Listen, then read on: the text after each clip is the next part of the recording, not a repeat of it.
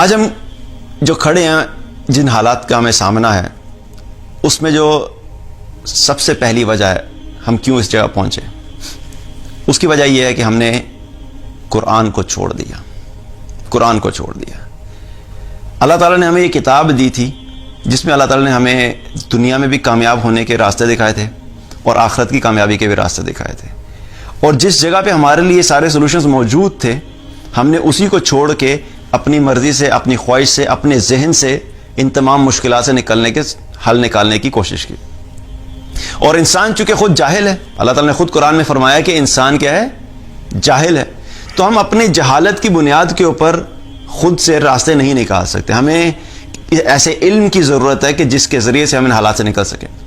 تو قرآن ایک ایسی کتاب ہے کہ چونکہ ہماری زندگیوں سے نکلی اور آہستہ آہستہ کیا ہوا کہ ہم لوگ اس زوال کا شکار ہوئے، اور نہ صرف نکلی بلکہ ہم نے اس قرآن کو ایسے چھوڑا کہ اپنی خواہشات کے مطابق استعمال کرنا شروع کر دیا۔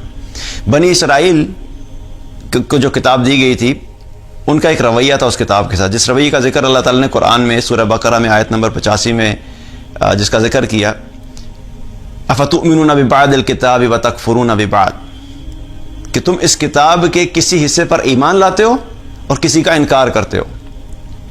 فما جزاء من يفعل ذلك منكم الا خزي في الحیات الدنیا، اور جو کوئی بھی ایسا کرے گا اس کی سزا اس کے سوا کیا ہو سکتی ہے کہ وہ دنیا کی زندگی میں ذلیل و خوار ہو کے رہے۔ وَيَوْمَ الْقِيَامَةِ يُرَدُّونَ إِلَىٰ أَشَدِّ الْعَذَابِ، اور ایسے لوگوں کو قیامت کے دن بھی شدید ترین عذاب دیا جائے گا۔ وَمَا اللَّهُ بِغَافِلٍ عَمَّا تَعْمَلُونَ، اور اللہ تعالیٰ اس چیز سے غافل نہیں ہے جو کچھ بھی تم کر رہے ہو۔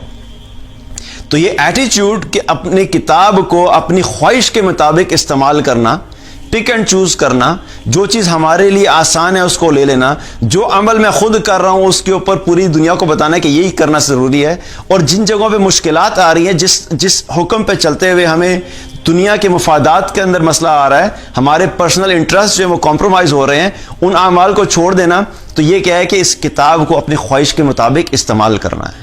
آج ہم دیکھیں تو بحیثیت امت مسلمہ ہم کیا کر رہے ہیں؟ جس کو نماز پڑھنا آسان لگتی ہے وہ نماز پڑھ رہا ہے لیکن سود پہ کاروبار بھی چل رہا ہے۔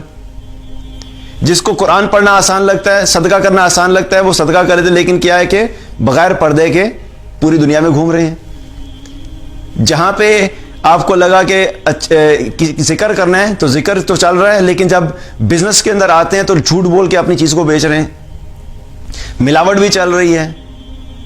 تو کتنی ایسی چیزیں جو کہ ہم اپنی مرضی سے استعمال کر رہے ہیں۔ اللہ تعالیٰ نے ہمیں جو دین دیا یہ پورے دین کے طور پہ ایک پیکج دیا ہے۔